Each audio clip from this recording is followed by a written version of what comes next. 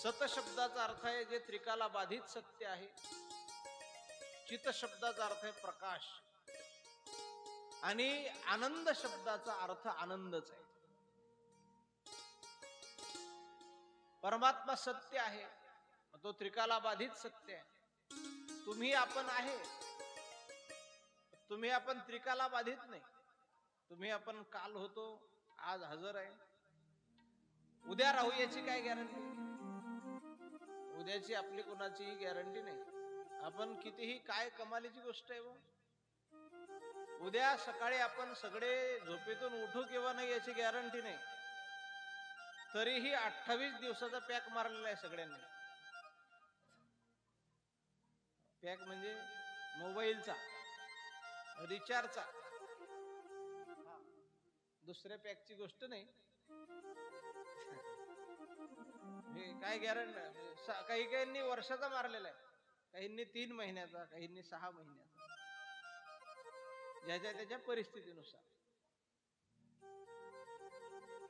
हातात घेतलेली वाळू ती हातातून केव्हा निसटून जाईल हे कुणाला सांगता येईल?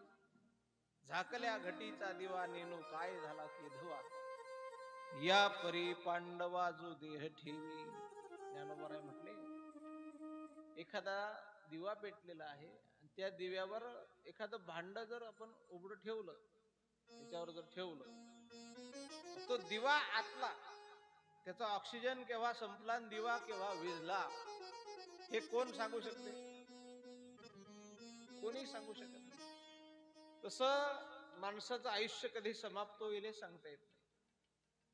काल आपण होतो, आज आहे, आजच्या घडीला, उद्या सकाळी आपण राहू याची गॅरंटी नाही. परमात्मा कालही होता, आजही आहे, आणि जोपर्यंत चंद्र सूर्य आहे, नव्हे नव्हे परमात्मा आहे तोपर्यंत चंद्र सूर्य आहे. हे त्रिकाला बाधित सत्य आहे परमात्मा. म्हणून महाराजांनी असं वर्णन केलं की सत्य तू सत्य तू सत्य तू विठ्ठला, कागा हा दाविला जगदा. ते महाराजांकडे काय शब्दाची कमी होती? महाराजांकडे आम्हा घरी धन शब्दाची चरणी. ज्यांच्या घरी शब्द हेच धन आहे. तुका म्हणे हे शब्द हेच जीवन.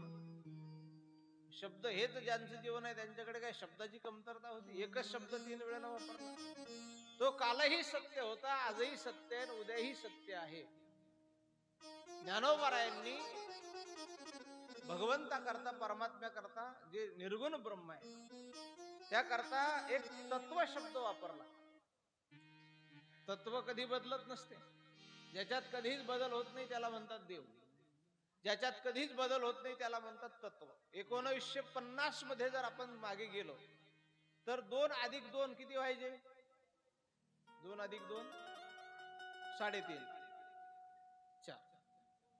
आता 2025 मध्ये 2 अधिक 2 2 अधिक 2 22. नाही रे, 2 अधिक 2 4च होतील ना. त्याला वाटलं 25 लागलं तर जास्त झाले. 1950 मध्ये 2 अधिक 2 4. आजच्या घडीला 2 अधिक 2 2000 आणखी पुढे चालला 2050. आता आणखी 25 वर्षानंतर किती होतील रे? 2 अधिक 2 4च होतील. ज्याच्यात कधीच बदल होत नाही गुरुजी त्याला म्हणतात तत्व. आणि ज्ञानोबरायांनी त्या परमात्म्या करता, जसं भागवतामध्ये भगवंता करता सत्य शब्द वापरला, तसा ज्ञानोबरायांनी परमात्म्या करता तत्व शब्द वापरला. की एक तत्व नाम दृढ धरी मला, एक तत्व नाम दृढ धरी मला, एक तत्व नाम दृढ धरी मला, एक तत्व नाम दृढ धरी मला, एक तत्व नाम दृढ धरी मला, एक तत्व नाम दृढ धरी मला, एक तत्व नाम दृढ धरी मला, एक तत्व नाम दृढ धरी म्हणा हरीची करुणा हरीची करुणा येईल तुझी हरिमुखे म्हणा हरिमुखे म्हणा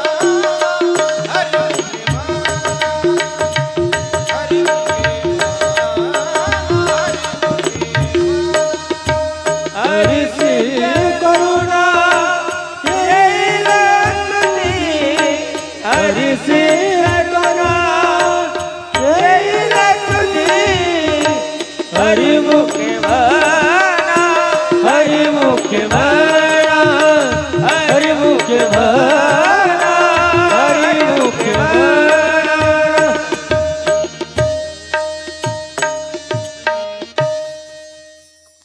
एक तत्वना दृढ धरी मना हरीशी करुणा येईल तुझी.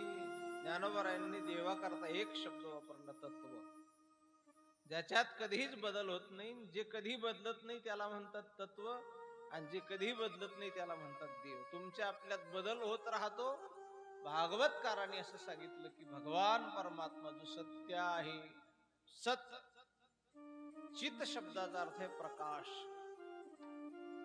ज्याच्या प्रकाशामुळे चंद्र प्रकाशित आहे, सूर्यामध्ये शीतलता आहे. यदा आदित्य गतम तेजो जगत भासयेते खिलम यच्चंद्रमसी यच्चाग्नो तत्तेजे विद्यमामकम. भगवद्गीतेमध्ये असं वर्णन आहे किंवा चंद्राला शैतल्य ज्याच्यामुळे प्राप्त आहे, सूर्याला तेज ज्याच्यामुळे प्राप्त आहे, पृथ्वीची धारणाशक्ती ज्याच्यामुळे आहे, या सगळ्या गोष्टी ज्याच्यामुळे आहे, जगात तेज तत्व प्रकाश ज्याच्यामुळे आहे, ते परमात्म्याचं स्वरूप प्रकाश स्वरूप आहे. महाराज म्हटले काल्याच्या कीर्तनामध्ये आपण एक मनी सगळ्यांना वाटणार आहे शेवटच्या दिवशी. जो मनी तुम्ही धारण केला की तुमचा आतही प्रकाश पडेल आणि बाहेरही प्रकाश पडेल. तो कोणता मनी? कंठी धरेला कृष्ण मनी. जो मनी कंठात धारण केला, अचानक लाईट गेली आणि मग दिवा लावायची वेळ आली, मग दिव्यात तेल कमी होतं, मग एकच दिवा तो बरोबर लावायचा, घरातही उजेड पडला पाहिजे आणि अंगणातही पडला पाहिजे. मग कुठं लावा लागेल? तो दारात. तो दारात दिवा लावला की अर्धा प्रकाश आतमध्ये ना अर्धा प्रकाश. तसं भगवान परमात्मा हे प्रकाश स्वरूप आहे, आणि कृष्ण नावाचं मनी जर आपण कंठात धारण केला तर आपल्या आतही प्रकाश होईल, अंतरंग पवित्र होईल, आणि जगात आपली कीर्ती प्रसिद्ध होईल. हे भगवान कृष्णरूपी मनी धारण केल्याचं फळ आहे. असा कृष्णरूपी मनी. मनी का? तो मनी तो स्वयंप्रकाशित आहे. म्हणून भगवान कृष्ण परमात्म्याचं वर्णन करत असता असं म्हटले तेव्हा तो चित्त स्वरूप आहे. आणि तिसरं स्वरूप आहे परमात्म्याचं आनंद. बाकीच्या सगळ्या शब्दाला विरुद्धार्थी शब्द आहे. सुखाच्या विरुद्ध दुःख आहे, चांगल्याच्या विरुद्ध वाईट आहे, रात्रीच्या विरुद्ध दिवस आहे, प्रकाशाच्या विरुद्ध अंधार आहे, अंधाराच्या विरुद्ध प्रकाश आहे, चांगल्याच्या विरुद्ध वाईट आहे, गोडच्या विरुद्ध कडू आहे. पण एक शब्द असा आहे आनंद, त्याच्या विरोधात अजून शब्दच नाही वाङ्मयामध्ये. आनंद आणि सहजासहज प्राप्त होऊ शकत नाही. तो आनंद शब्द आपण खाली आणला, महाराज फार आनंद आला. म्हटलं काय केला? ते म्हणे पाणीपुरी खाल्ली मालेगावला जाऊन, खूप आनंद आला. आज असं जेवण झालं, खूप आनंद आला. सर्वसामान्य ह्या गोष्टी ह्या आनंद देणाऱ्या आहे, पण काही विशिष्ट काला करतात. आनंद शिवाय देवाशिवाय मिळू शकत नाही. आनंद स्वरूप भगवान कृष्ण परमात्मा आहे. काय करतो? जो सत्यचित आणि आनंद स्वरूप आहे असा जो परमात्मा आहे तो काय करतो? तर विश्वाची उत्पत्ती करतो. विश्वोत्पत्त्यादि हेतवै. आणि कुठल्याच प्रकारची आशा न धरता करतो. आपण सगळे काहीतरी अपेक्षा धरून करतो काहीतरी. परमात्मा अपेक्षा विरहित काम करतो. तुम्ही जग निर्माण केलं, तुम्हाला निर्माण केलं, तुम्ही त्याचं भजन करा नका करू, काही घेणं देणं नाही. महाराज म्हटले आप भगवान का सुमिरन करो या ना करो, लेकिन भगवान आपकी दररोज याद करता है. आणि ज्या दिवशी देवाने तुमची आठवण केली नाही त्या दिवशी तुमच्या दारी गर्दी गोळा झाल्याशिवाय राहणार नाही. मग गर्दी आपोआप एवढी गर्दी होईल, बाबा बाबा आपोआप सहज लोकांना वेळ काढावा लागेल. महत्वाचा भाव असा आहे, तो विश्वाची उत्पत्ती करतो, कुठल्याच प्रकारची आशा धरत नाही. विश्वोत्पत्त्यादिही तवै. आणि त्याचं भजन केल्यावर आम्हाला काय प्राप्त होईल? महाराज म्हटले तापत्रय विनाशाय. जो आदिदैविक, आध्यात्मिक आणि आदिभौतिक या तीनही तापाचं निवारण करणार आहे. आदिदैविक, देहात काही रोग प्राप्त झाला, कधी आपल्या डोक्यात एखादी वस्तू येऊन पडली, असे अनेक ताप आपल्या जीवनामध्ये होतात. कधी एखाद्या बाहेरच्या माणसाने कोणाला मारलं, खून झाला, ह्या अशा ज्या गोष्टी, काही नैसर्गिक आपत्ती आली, हे जे तीन ताप आहे, आदिदैविक म्हणजे देवाचा कोप झाला, आधी भौतिक या पंचमहाभूतापैकी भूतांनी कोणी त्रास दिला, आणि आध्यात्मिक आपल्या शारीरिक व्याधी निर्माण झाली, या तीनही तापाचं जो निवारण करणार आहे असा जो परमात्मा आहे, त्याला आम्ही सर्व श्री कृष्णाय वयम नमः असं वंदन केलं. त्यानंतर भगवान श्री शुकदेवांना वंदन केलं महात्म्यामध्ये. इयं प्रव्रजन्त मनुपेत मपेत कृत्यम द्वैपायनो विरह कातर आजुहाव पुत्रेति तन्मयतया तरवुभिनेदु स्तं सर्वभूत हृदयं मुनिमानतोस्मि. सर्वभूत हृदय असलेले भगवान शुकदेव व्यासजींचे पुत्र अरणीसुत श्री शुकदेव स्वामी यांना प्रणाम केला. जे जन्मतः संन्यासी होते, आईच्या उदरामध्ये 12 वर्ष राहिले.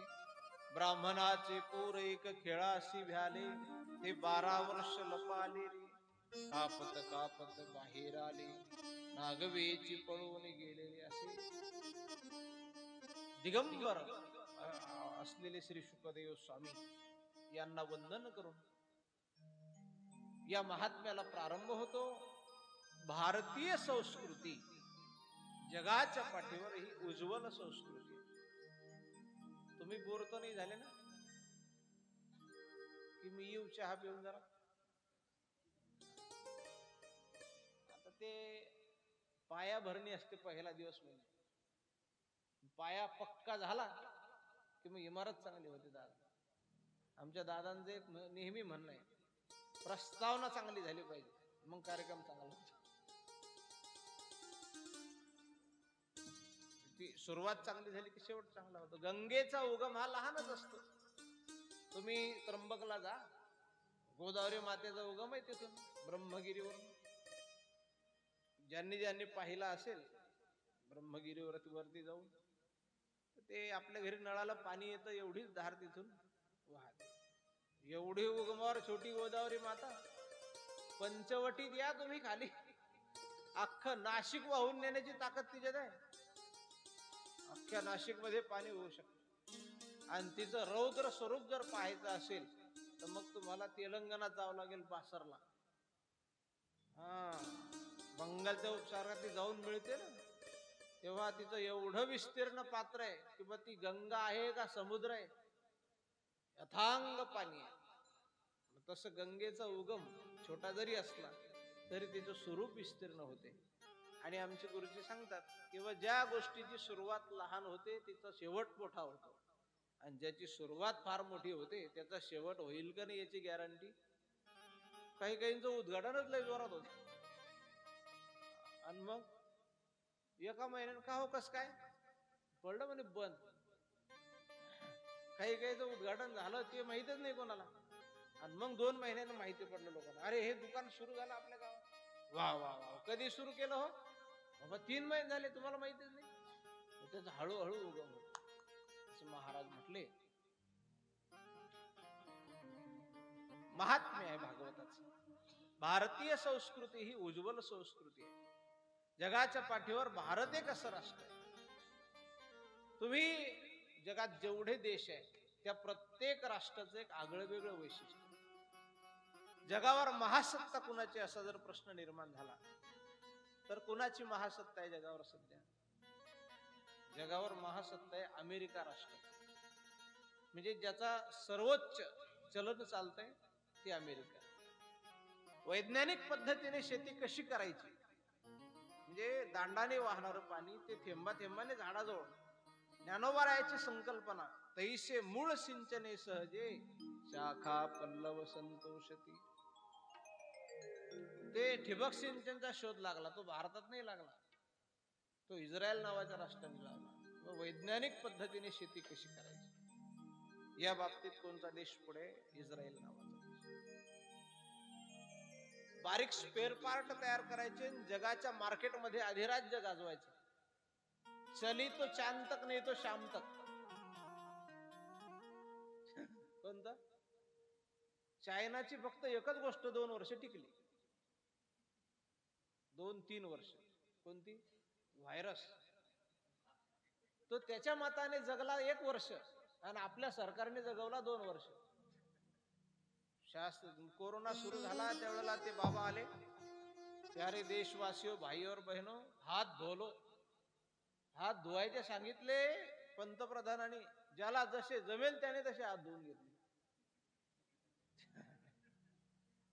कोणी काही तुम्ही या मंडपात बसलेले माणसं सांगा माऊली, किंवा आपल्या कोणाच्या जवळचा माणूस गेला नाही असं एकही माणूस नाही. एवढा भयानक काळ येऊन गेला. एवढे आपल्या जवळचे माणसं ते घरून पायी चालत जायचे आणि तिकडून पन्नीत पॅक करून आणायचे. एवढा विचित्र काळ आपल्या डोळ्या देखत पाहिला माऊली, तरीही लोकांची जमीड जिरत नाही. तो म्हणतो तुला काय मी 2 एकर इकेन पण तुला तर नीटच करीन. ते 2 एकर जाईन नाही ना, कारण अजून घमेंड जिरणा लोकांची. एवढा भयानक काळ पाहिला. जगाच्या पाठीवर अधिराज्य करायचं चायना. उगाच कोणाची वाटेला जायचं, त्याच्याशी भांडण करायचं, त्याला भांडणाला प्रवृत्त करायचं. या बाबतीत कोणता देश पुढे? ते तुम्ही सांगा बा. पाकिस्तान. उगाच कोणाची वाटेला जायचं, त्याला भांडणाला प्रवृत्त करायचं. काही नाही, घेणं नाही. आपणही सुखाने जगायचं नाही आणि जगाला सुखाने जगू द्यायचं. अशा प्रत्येक राष्ट्राचं आगळं वेगळं वैशिष्ट्य आहे. पण ऐका, भारताचं एक आगळं वेगळं वैशिष्ट्य आहे. किंवा संस्कृती प्रधान देश कोणता आहे असा जर प्रश्न निर्माण झाला, मग कोणत्या देशाचं नाव पुढे येते? ये धरती है जहाँ ऋषि मुनि जपते प्रभु नाम की माला. हरिओम हरिओम हरिओम. यहाँ हर बालक एक मोहन है, राधा एक एक बाला, राधा एक एक बाला. या भारताचं असं वर्णन केलं की सुजलाम सुफलाम, सुखाने नांदणारा देश होता. आणि ही संस्कृती आतापर्यंत अशी जाज्वलित राहिली. याचं कारण आहे, या संस्कृती करता काही विशिष्ट लोकांचं वरदान आहे, योगदान आहे. ही संस्कृती सांभाळून ठेवली. ही संस्कृती नेस्तीनाभूत व्हावी, भारताची मान खाली झुकावी याकरता अनेक लोकांनी प्रयत्न केले. पण इंग्रज आले तरी जमलं नाही, पोर्तुगीज आले तरी जमलं नाही, मोगल आले तरीही जमलं नाही. आपल्या लोकांमध्ये फाटाफूट करण्याकरता अनेक लोक आले, तरीही भारताच्या संस्कृतीची मान आतापर्यंत खाली गेली नाही. आणि मला असं वाटते बा, जोपर्यंत चंद्र सूर्य आहे तोपर्यंत भारताच्या संस्कृतीची सांस्कृतिक मान खाली जाणार नाही. एवढं आपल्या देशाचं वैभव आहे. आणि ही संस्कृती टिकवून कोणी ठेवली? ही 4 लोकांनी टिकवून ठेवली, ऋषी मुनी आचार्य आणि संत. कोण कोण कोण? ऋषी मुनी आचार्य आणि संत. ऋषी लोकांनी काय केलं? यज्ञयागादी कर्म केले, जगाचं कल्याण व्हावं याकरता. मुनी लोकांनी काय केलं? मुनी लोकांनी या धर्माचा प्रचार प्रसार केला. आचार्य लोकांनी काय केलं? आचार्य लोकांनी शास्त्राचं अध्ययन केलं. शंकराचार्य आदी करून सगळे जे महात्मे होते त्यांनी ही आपली सांस्कृतिक धरोहर, सांस्कृतिक वारसा घराघरापर्यंत गेला पाहिजे. पण ऐका, मुनी गावापर्यंत आले नाही, ऋषी गावापर्यंत आले नाही, आचार्य गावापर्यंत आले नाही. पण एक वर्ग असा आहे की जो वर्ग घराघरापर्यंत गेला. तुम्ही दूरदर्शन जुनं पाहिलं असेल तर दूरदर्शनचं एक घोषवाक्य होतं पहिले, त्याचे चिन्ह याचं सत्यम शिवम सुंदरम, आणि खाली एक वाक्य यायचं प्रत्येक घरासाठी आणि घरातल्या प्रत्येकासाठी. ते आता आमच्या बुलढाणा अर्बनने उष्ण घेतलं, प्रत्येक कुटुंबासाठी आणि कुटुंबातल्या जिंदगी के साथ भी और जिंदगी के बाद. हे तसंच आहे, प्रत्येक घरासाठी आणि घरातल्या प्रत्येकासाठी. सह्याद्री वाहिनी. तसं आपल्या वारकरी संप्रदायाच्या संतांचा विचार आहे, तो घराघरापर्यंत देव घ्या कोणी, देव घ्या कोणी, आईता आला घर पुसोनी. संतांनी देव डोक्यावर घेतला आणि आपल्या घरापर्यंत आणला. मग तो कांद्यात पाहिला, मुळ्यात पाहिला, भाजीत पाहिला, हा आपल्या घरात आला ना टोपलीत. हे आपल्या वारकरी संप्रदायाच्या संतांचं कार्य आहे. आणि मग ही परंपरा सुरू झाली ऋषी लोकांपासून. आणि मग भारतात त्या काळामध्ये 88,000 ऋषी होते. सगळे ऋषी गृहस्थाश्रमी होते. आणि मग गृहस्थाश्रमी होते, आपला गृहस्थाश्रम सांभाळायचा, आणि मग सकाळी कर्मकांड करायचं, त्रिकाल संध्या करायची, शास्त्राचं अध्ययन करायचं, आणि मग दुपारच्या वेळेला थोडे निवांत झाले की मग एकाने व्यासपीठावर बसायचं आणि बाकीच्यांनी ऐकायचं. मग शास्त्र चर्चा करायची. मग ती शास्त्र चर्चा करण्याकरता कुठेतरी निवांत जागा पाहिजे. आता ही कथा इथे किती निवांत जागेत आहे, निवांत जागेत आहे. आमच्या गणुभाऊची साऊंड सिस्टीम आहे, एवढ्या हॉलमध्ये असूनही सुंदर आवाज येतो. नाही तो हॉलमध्ये सिस्टीम लावणं चांगल्या चांगल्याला जमत नाही. म्हणजे मला अजून तिकडे पाहायचं कामच नाही पडलं, हे पहिल्यांदा झालं. सहज आमच्या शुभम महाराजांनी सांगितलं होतं, महाराज माऊलींना त्या दिवशी बोललो मी, ते म्हणे साऊंडच्या बाबतीत नाद नाही करायचा, तुम्ही चिंता नाही करायची. म्हणजे हे तुमच्या गावात 7 दिवस राहायचं म्हणून तोंडापुरती गोष्ट नाही, हे खरी गोष्ट आहे. म्हणजे त्यांच्याबद्दल जी माणसं इथे येऊन गेले त्यांनी, आणि आमचे तब्बल जे आहे शुभम महाराज, ते म्हटले मी मागे अरुण बाबा सोबत होतो, ते चांगलं आहे. आणि खरी गोष्ट आहे ती, त्याच्यात काही शंका नाही. सच्चिदानंद भगवान की. आता हीच कथा जर आपण त्या मालेगावचं बस स्टँड आहे की नाही, त्या बस स्टँडच्या पुलाखाली ठेवली, समजा केला बा प्रयोग, मग काय होईल?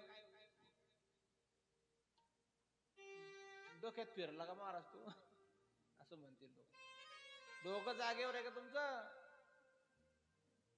तो एक रस्ता असा आहे भारतातला, हा, या रस्त्याने ज्याने गाडी चालवली आणि जो सुखरूप घरी आला त्याने पूर्ण भारतात कुठेही गाडी चालवायची, असं आमचे गुरुवर्य अरुण महाराज जामटेकर म्हणतात. आणि माझाही तो अनुभव आहे, मी या रस्त्याने बऱ्याच वेळा फिरलो. म्हणजे आता बऱ्यापैकी आनंद आहे त्या रस्त्याने. कमलाकर भाऊ आले होते मला घ्यायला, हा हे अवघड का, चला काय चाललं होतं आपलं ऋषी, याच्याकरता निवांत जागा पाहिजे कुठेतरी. मग परमात्म्याची प्रार्थना केली आणि ब्रह्मदेवाच्या माध्यमातून नारायणाची उपासना होते. आणि नारायणाने सुदर्शन सोडलं. हे सुदर्शन जिथे थांबेल तिथे तुम्ही कथा करा. ते सुदर्शन जाऊन उत्तर भारतामध्ये थांबलं, नैमिषारण्य क्षेत्रामध्ये, जिथे निमिषभर म्हणजे डोळ्याची पापणी खालीवर होईल एवढा वेळ जिथे थांबलं, तिथे चक्रतीर्थ निर्माण झालं, ते नैमिषारण्य क्षेत्रामध्ये. आणि मग तिथे 88,000 ऋषी उपस्थित आहे. दररोजचा नियम होता, एकाने कथा सांगायची, या बाकीच्यांनी ऐकायची. पण आजच्या दिवशी त्या काळामध्ये असं झालं की व्यासांचे परमशिष्य श्री सूत महामुनी आले, जे ब्राह्मण नव्हते. सूत शब्दाचा अर्थ काही ठिकाणी लोहार आहे. ते सूतपुत्र होते, रोमहर्ष ऋषीचे चिरंजीव. त्यांचं आगमन झालं. आणि कधी कधी आपला संप्रदाय हा विद्वानाची पूजा करणार आहे, गुणाची पूजा करणार आहे. वयाच्या हिशोबाने आपल्या संप्रदायात पूजा होत नाही.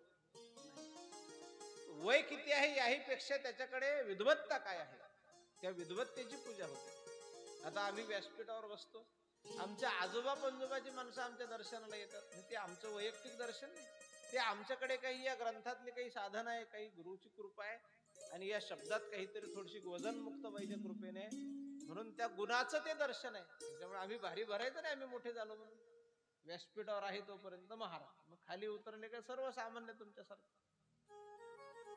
कोण बोलतो याही पेक्षा तो काय बोलतो याही पेक्षा कोण बोलतो याला फार महत्व आहे. सूत महामुनी बोलायला लागले. सूत महामुनींचं आगमन झालं. सर्व 88,000 ऋषींनी प्रणाम केला आणि सुतांना व्यास गादीवर बसवलं. महाराज, तुम्ही व्यासांचे शिष्य आहात. सबंध जग हे अज्ञानाच्या अंधकारामध्ये वाहत चाललाय आणि तो अज्ञानाचा अंधकार दूर करण्याचं सामर्थ्य अज्ञान ध्वांत विध्वंस कोटी सूर्य समप्रभ सुताख्या ही कथा सार मम कर्ण रसायनम. हे सूत महामुनी, तुम्ही अज्ञानाचा अंधार दूर करण्याच्या मध्ये तुमच्याकडे करोडो सूर्यासारखं तेज आहे. करोडो सूर्यासारखं, कोटी सूर्य समप्रभ, तुमच्याकडे कोटी सूर्याच्या तेजाची तेजस्विता आहे. तुम्ही आमच्या अंतकरणातला अंधार दूर करा. सर्वसामान्य जनता, आता कलियुग प्राप्त झाला. कलियुगामध्ये अधर्माकडे वळलेले लोक आहे. जनता खूप त्रस्त आहे. धर्म न सांभाळल्यामुळे सर्वसामान्य जनतेत अशांतता आहे. आणि मग ही अशांत झालेली जनता, अस्वस्थ झालेले जीव, त्यांना कुठे चिरशांती मिळेल, त्यांना आनंद कुठे मिळेल, असं एखादं शाश्वत साधन सांगा की जेणेकरून आम्हाला आमच्या हृदयामध्ये भक्ती विराजमान होईल, आम्हाला ज्ञान प्राप्त होईल, वैराग्य प्राप्त होईल. सूत महाराज म्हटले, वा काय महत्वाचा प्रश्न विचारला. ते म्हटले, तुमच्या प्रश्नासारखा प्रश्न आतापर्यंत विशेष कोणी विचारला नाही. साधू संत महात्मे भेटले तर त्यांना काही विचारायचं असेल तर आपला उद्धार कशाने होईल हे विचारायचं. काय मी उद्धार पावीन, काय कृपा करील नारायण, ऐसे तुम्ही सांगा संत जन, करा समाधान चित्त माझे. सूत महामुनी म्हटले, शौनक हो, पहा सगळं जग काळाच्या जबड्यात बसलेलं आहे. काळा नळाची उंडी, घातली लोणियाची तुंडी, मासी पाख पाकडे तव हे सरे. महाराज म्हणतात, काळ जगावर असा आ करून बसलेला आहे की काल व्याल मुख ग्रास, त्रास निर्नाश हे तवे, श्रीमद भागवतम शास्त्रम लौकिरेन भाषिता. महाराज म्हणतात, कलियुगामध्ये भागवत एक असं शास्त्र आहे जे काळालाही परतवून लावू शकते, काळाचं भय नष्ट करू शकते. भागवत श्रवण केल्याने काळ येणार नाही असं नाही, पण भागवतातल्या जेवढ्या काही कथा आहे तेवढ्या श्रवण केल्यानंतर अंतकरणात वैराग्य असं निर्माण होईल की तुम्हाला काळ घ्यायला आला तरी त्या काळाची भीती राहणार नाही. आणि माणसं मरतात ती फक्त भीतीने मरतात. आता परवाच्या दिवशी आमच्या परिसरामध्ये एक आमचे मित्र योगेश महाराज आहे, त्यांची आई मरण पावली. 55-56 वर्षाचं वय असेल आईचं. हे बांधकाम विभागाचे भांडे भेटले का तुमच्याकडे? भेटले का पेट्यान भांडे? वा वा, काय कमाल आहे वा माऊली. ते बांधकाम कामगाराचे भांडे घ्यायला माणसं फॉर्च्युनर गाड्या घेऊन गेले हो. या देशाचं काय कमी वर्णन आहे आता. म्हणजे फुकटचं रेशन आणण्याकरता 25,000च्या मोबाईलवर त्याचा OTP येतो. ही मराठी कळते ना तुम्हाला? ठेवा अंगठा. शिक्षा हमें अंगूठे से स्वाक्षरी तक ले गई. शिक्षा हमें स्वाक्षरी से, अंगूठे से स्वाक्षरी तक ले गई, लेकिन टेक्नोलॉजी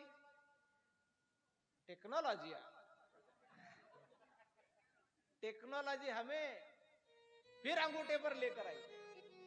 कुठेही काय करायचं दादा? टेकवा अंगूठा. टेक्नॉलॉजी. काही काही शब्द असे प्रसिद्ध झाले. रामायणातली चौपाई कोणाला माहिती नाही, रामायण कोणतं आहे काय. एखादा पोरगा जर पडला काही जर गडबड झाली की हे जी मंगल भावन अमंगल हारी. पाठ झालं ना ते चौपाई पोरांच्या. ते कोणत्या का मार्गाने होईना चौपाई घराघरापर्यंत गेली गणेशराव. ती योग्य पद्धतीने नाही गेली. एखाद्याचा पाय घसरला मंगल भवन.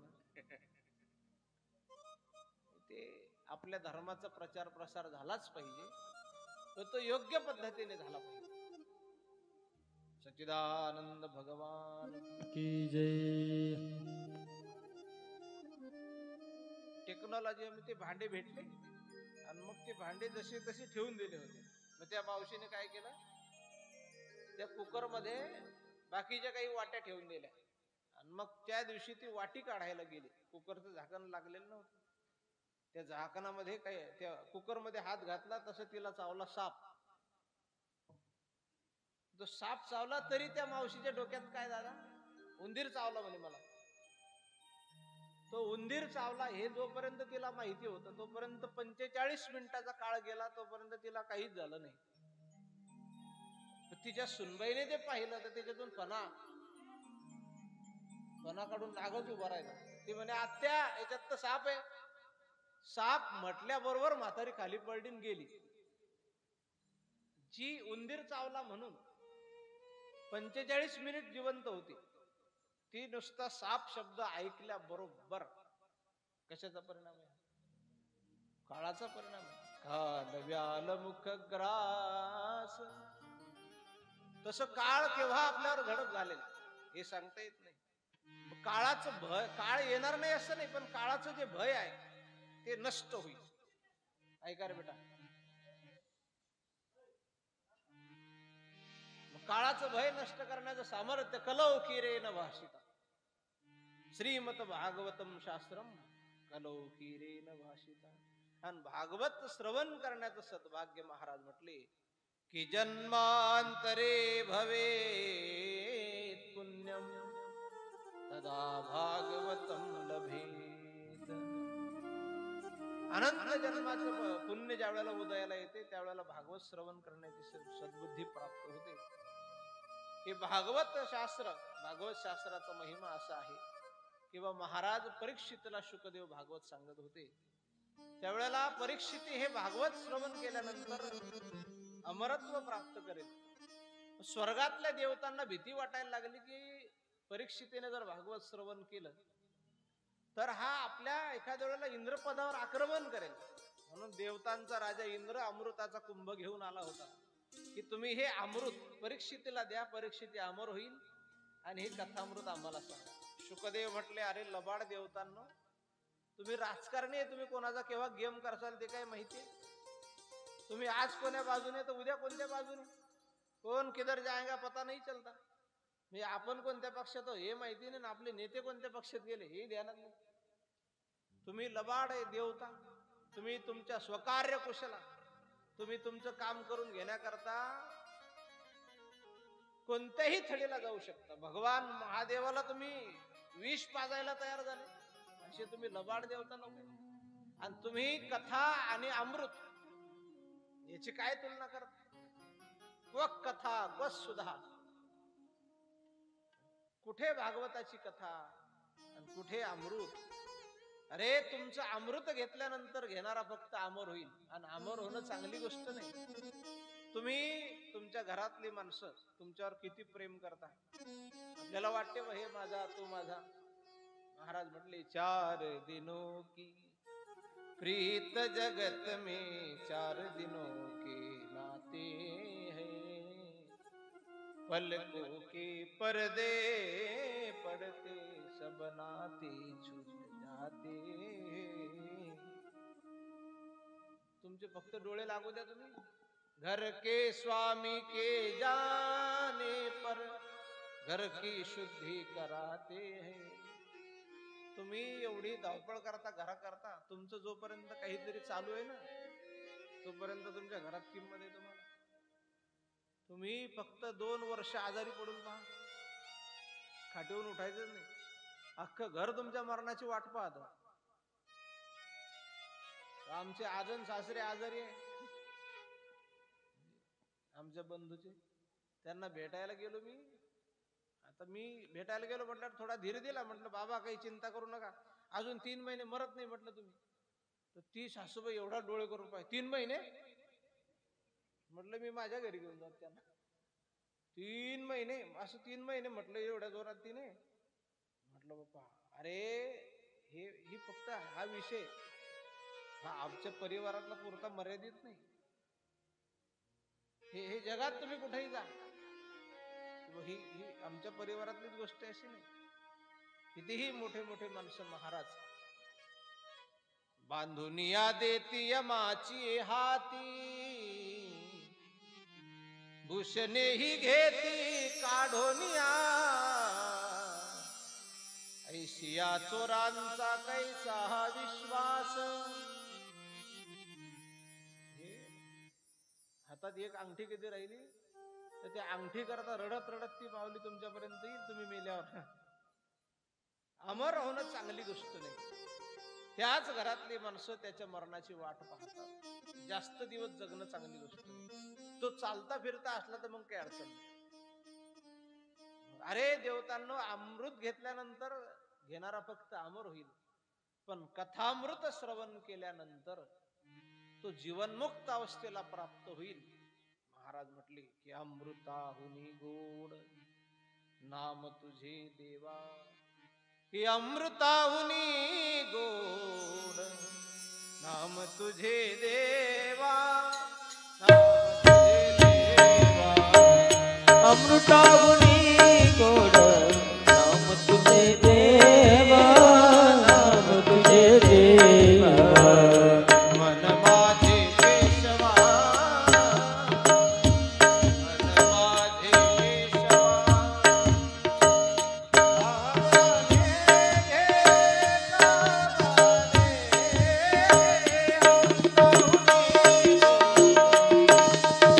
नाम तुझे देवा, नाम तुझे देवा. अमृताहुनी गोड नाम तुझे देवा, नाम तुझे देवा.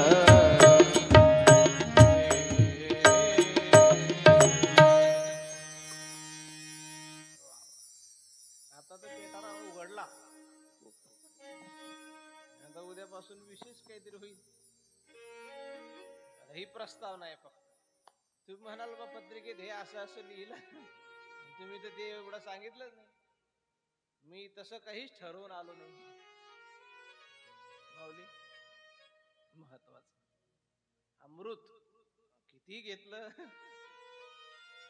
ते घेणारा कधी त्या संबंधाने विचार झाला पाहिजे. अरे लबाड देवतांनो, भगवंताचं नामामृत हे अमृतापेक्षाही गोड आहे. तो घेणारा जीवनमुक्त होईल. तुम्ही हे तुमचं अमृत परत घेऊन जा. तुम्ही लबाड देवता लोक. श्री सूत महामुनी म्हणतात अरे पहा शौनकांना वा भागवत कथामृत हे याची महती अमृतापेक्षाही महान आहे. म्हणून हे श्रवण केल्यानंतर प्रत्येकाला चीर अमरत्व प्राप्त होईल. मरने के बाद भी जो जिंदा रहे, जिसे जिंदा रहना है उसने भागवत कथा भगवंताचा आधार धारण करावा, धारण करावा. हे असं भागवताचं महात्म्य सांगितलं. या भागवताची जी महती आहे ते म्हणता नारदांना सनकादिक महर्षींनी नारदांना सांगितलं.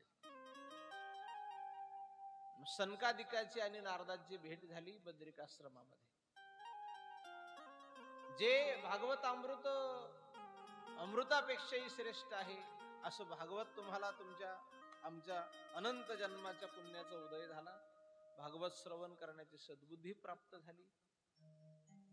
आणि ज्या वेळेला परीक्षित राजाला मोक्ष प्राप्ती झाली त्यावेळेला ब्रह्मदेवाने सत्य लोकामध्ये जगातली सगळी भगवत प्राप्तीची साधन एका पारड्यात ठेवली आणि भागवत शास्त्र एका पारड्यात ठेवलं. भागवत शास्त्राचं पारड जड भरलं. याचा अर्थ असा आहे की जगातली भगवंताच्या प्राप्तीची जेवढी साधन आहेत, ज्ञान, कर्म, भक्ती, उपासना वगैरे वगैरे कर्मकांड, या सगळ्या साधनापैकी महाराज म्हटले यत फलम नास्ति तपसा न योगेन समाधीना तत्फलम लभते सम्यक कलौ केशव कीर्तना. जे फळ योगाने मिळणार नाही, जे फळ समाधीने मिळणार नाही, जे बाकीच्या कुठल्याच साधनाने मिळत ते फळ कलियुगामध्ये नामाने मिळते. म्हणून महाराज म्हटले कलयुग केवल नाम आधारा सुमिर सुमिर नर पावहि पारा. कलयुग जोग जग नहीं ज्ञाना एक आधार राम गुण गाना. राम सिया राम जय जय राम. राम सिया राम जय जय राम. कलियुगा माझी करावी कीर्तन तेने नारायण देईल भेटी. आणि कलियुगामध्येच भागवताचा अनन्य साधारण महत्व आहे. सूत सांगतात या भागवताचा महिमा सनकादिक 4 ब्रह्मर्षींनी नारदांना सांगितला. नारद पृथ्वी तलावर फिरत असताना अनेक तीर्थांचं दर्शन घेऊन महाराष्ट्रामध्ये आले, वृंदावनामध्ये गेले आणि वृंदावनामधून बद्रिकाश्रमामध्ये गेले. बद्रीनाथावर सनकादिकांची आणि नारदांची भेट होते. 2 संत एकमेकाला भेटले आणि नारदाचा चेहरा मलिन झालेला पाहिला, नाराज होता. सनकादिक म्हटले नमो नारायण नमो नारायण. तुम्ही कृष्णमूर्ती भगवान आनंदमूर्ती कृष्णाचे परमोपासक आहात, नारायण नामाचा नेहमी उच्चार करता, तुमच्या चेहऱ्यावर उदासीनता का? ते म्हटले मला उदासीनता कृतचिंता तुरो भवेत. कोणती चिंता? कथम ब्रह्मदीन मुख कुतचिंता तुरो भवेत. तुमच्या मुखावर कोणती नेमकी चिंता आहे? ते म्हटले मला चिंता. कबीरा जग खावे और सोवे, कबीरा संत जागे और रोवे. सर्वसामान्य लोक जेवण करतात, झोपून राहतात, पण संत महात्मे नेहमी चिंता करतात या जगाचं कसं होईल. हे अज्ञानाच्या अंधकारावर अज्ञान रूपी घोड्यावर बसून अज्ञानाच्या अंधकाराकडे जती जलद गतीने जात आहे, यांचं होईल कसं? तसे नारद महर्षी म्हणतात मला या लोकांची चिंता लागली. मी कलियुग लागलं तेव्हापासून पृथ्वीवर आलो नव्हतो, आज आलो. मी अनेक तीर्थ पाहिले, हरिसेतू हरिबंद सेतुबंद, कुरुक्षेत्र, हरिक्षेत्र, या सगळ्या तीर्थावर जाऊन आलो. काशी, अयोध्या, मोक्षपुरी, गया, दक्षिण भारतामध्ये, उत्तर भारतामध्ये अनेक तीर्थ पाहिले. या प्रत्येक तीर्थावर भाविकांची लूट होताना मी पाहिलं. कलियुगामध्ये धर्माचं वाटोळ झालेलं मी पाहिलं. कुठल्याच प्रकारचा कुणाशी काही अर्थार्थी संबंध राहिलेला नाही, कोणी कोणाला मारायला तयार नाही. आणि मग हे पाहत असताना मी वृंदावनामध्ये आलो. वृंदावनामध्ये मला बरं वाटलं आणि वृंदावनामध्ये एक दृश्य पाहिलं. तिथे एक स्त्री खिन्न मनाने बसलेली होती, तिला काही स्त्रिया वारा घालत होत्या. मी तिथे जवळ नाही गेलो, पण दुरून पाहिलं. तेवढ्यात आवाज आला, हे साधो 2 मिनिट थांबा, क्षणम तिष्ठ. मग मी थांबलो. त्या स्त्रिया बाजूला झाल्या. मी जवळ गेलो, कोण आहात तुम्ही? तिने सांगितलं अहम भक्तिरीती ख्याता, मी भक्ती आहे. तिच्या जवळ 2 पुरुष मूर्छित अवस्थेत पडलेले पाहिले. का ग कोण आहे? ते म्हणे हे माझे 2 पुत्र आहेत, ज्ञान आणि वैराग्य. हे नेमके कोण? ते म्हणे पुत्र. अगं देवी तू तरुण दिसतेस, तुझे पुत्र म्हातारे आहे. एरवी आई म्हातारी असते, मुलं तरुण असतात. ते म्हटले तसं नाही, हे ज्ञान आणि वैराग्य. माझा जन्म द्रविड देशामध्ये झाला, महाराष्ट्रामध्ये मला मान मिळाला, कर्नाटकामध्ये मी वाढले, गुजरातमध्ये जीर्ण झाले आणि वृंदावनामध्ये मला थोडा आनंद वाटला. महाराष्ट्रामध्ये मला मान मिळाला. महाराष्ट्र संतांची भूमी आहे. महाराष्ट्र संतांच्या भूमीमध्ये भक्तीला विशेष प्राधान्य आहे. भक्तिदेवी म्हणते कलियुगामध्ये लोक ज्ञानाच्या गोष्टी करतात, पण ज्ञानी नाही. ज्ञान म्हणजे नुसतं पुस्तक वाचल्याने ज्ञान होते का? ज्ञानोबाराय म्हणतात की क्षेत्र क्षेत्र ज्ञाते जाणणे जे निरुते तया जाणणे याते ज्ञान म्हणून. आपण कुठे आहो, कोण आहो, याचा क्षेत्रज्ञ कोण आहे, हे चालवणारा कोण आहे? देखवी ऐकवी एक नारायण, त्या नारायणाची जाणीव. तुका म्हणे त्याचे नाव विश्वंभर, त्याचे निरंतर ध्यान करी. असा जो विश्वंभर परमात्मा आहे, त्या परमात्म्याचा शोध घेणे म्हणजे ज्ञान. आणि वैराग्याच्या गोष्टी ते एवढ्या करतात लोक. मनमाडच्या स्टेशनला एक महात्मा उतरला 1995 मध्ये. मग सफेद दाढी, भगवे वस्त्र धारण केलेले, कपाळाला चंदन लावलेलं, हातात कमंडलू, कानात कुंडल, गळ्यामध्ये रुद्राक्षच्या माळा. आणि मग साधू महात्मा उतरले. सगळ्या लोकांनी पटापटा पटापटा दर्शनाची रांग लावली. नमो नारायण महाराज, नमो नारायण महाराज. महाराज पाय जोडून बसलेले होते. लोक दर्शन घ्यायचे. आणि एका साहेबांनी 50 रुपयाची नोट काढली, महात्म्याच्या पायावर ठेवली. महाराज जी, इसका स्वीकार करो. महाराज असे खवळले. अरे मूर्ख, मुझे पता है हम इतने सालों से ब्रह्मचारी है, सन्यासी है, हम पैसे को छीते नहीं, आपको लाज लगती है, मूर्खपणा करते हो. याला वाटलं बा आपला तर चुकत झाली. त्याने हात जोडले, म्हणे गुरुदेव, हो सके तो मुझे माफ कर देना, ना होवे ऐसी गलती मुझसे हो गई, मुझे नहीं पता था आप सन्यासी हो, पैसे को छीते नहीं, तो हो गई मेरे से, मुझसे गलती, तो आप ही बताओ इस गलती को कैसे सुधारे. महाराज जी ने कहा, देखो बच्चा, ये 50 की नोट उठाओ और तुम्हारे हाथ से मेरे जेब में डाल दो. अरे मग तुझ्या हाताला काय चावत होते कधी पैसे? म्हणजे मुखाने वैराग्याच्या गोष्टी बोलायच्या. भक्ती देवी सांगते नारदांना, असं कलियुगात वैराग्य राहिलं नाही. ज्ञानाचा विचार करा तर ते फार काही कोणाकडे राहिलं नाही. काही विशिष्ट परंपरा महाराष्ट्रात आहे भाऊंसारख्या, किंवा तिथे थोडी तरी अजून वेदांताची परंपरा, ज्ञानाची परंपरा चालू आहे. नाहीतर जिकडे पाहाल तिकडे तुम्ही, आता ते त्याच्याबद्दल न बोललेलं, म्हणजे दातही आपलेच आहे, नोटही आपलेच आहे, त्याच्याबद्दल फार न चर्चा केलेली बरी. माझी वेळ समाप्त झाली, माझी म्हणजे आजची. अजून मी 7 दिवस कथा करणार आहे आणि संकल्पित वेळेमध्ये आपलं थांबणं गरजेचं असते. तरीही 8 मिनिट मी पुढे गेलो, त्याबद्दल दिलगिरी व्यक्त करतो. आणि भक्ती आणि नारदांचा जो संवाद झाला, भक्ती देवीच्या दुःखाचा निराश सनकादिक नारदांना सांगतात, नारद सनकादिकांना सांगतात. मग मी त्यांना जागे करण्याचा प्रयत्न केला. आणि तेव्हा आकाशवाणी झाली, नारदा सत्कर्म करा, यांना जागृती येईल. नेमकं सत्कर्म काय करायचं हे तुम्ही मला सांगा. मग सनकादिकांनी त्यांना सांगितलं, सत्कर्म शब्दाचा अर्थ आहे ज्याच्यात सत्य स्वरूप परमात्म्याचं वर्णन आहे, अशा ग्रंथाचं अध्ययन. मग काय आहे तर ते भागवतच सत्य आहे. म्हणून भागवताची कथा सनकादिकांनी भक्ती देवी करता. ते म्हटले, काम करा, आपण भागवत कथा करू. मग भक्ती देवी वृंदावनात, तुम्ही तिला हरिद्वारला घेऊन या, आम्ही बद्रीनाथावरून खाली येतो. आणि मग गंगेच्या परमपवित्र तटाकावर झुळझुळ गंगेचं जीवन वाहत आहे, अशा वटवृक्षाच्या छायेमध्ये सनकादिक ऋषी आसनावर बसले. भक्ती ज्ञान वैराग्य मूर्त रूपाने प्रगट झाले. त्यांनी कथा श्रवण केली आणि भक्ती ज्ञान वैराग्य यांना चिर तारुण्य आलं. नारदांनी मध्येच प्रश्न विचारला, ही कथा भक्ती ज्ञान वैराग्य वाढवणारी आहे, तिला चिर तारुण्य आणणारी आहे, पण ही कुणी कुणी ऐकावी? महाराज म्हटले, ती जिवंत माणसाने तर ऐकावीच, पण तिचं सामर्थ्य असं आहे, ती मेलेल्या माणसाचा सुद्धा उद्धार करते. मग कोणत्या मेलेल्या माणसाचा कसा उद्धार करते त्याबद्दल आपण ती कथा, धुंदुककारीची कथा, आत्मदेवाचं चरित्र आणि मग भागवताच्या परीक्षित महाराजांचं चरित्र, सप्ताह यज्ञाचा विधी आणि शुकदेवांचं आगमन, शुकदेवांच्या मुखातून परीक्षितेला उपदेश आणि त्या संबंधाने याच्यातून निघणारा अनेक कथांचा क्रम, त्याबद्दलचे विचार आपण आपल्या उद्याच्या सत्रामध्ये करूया.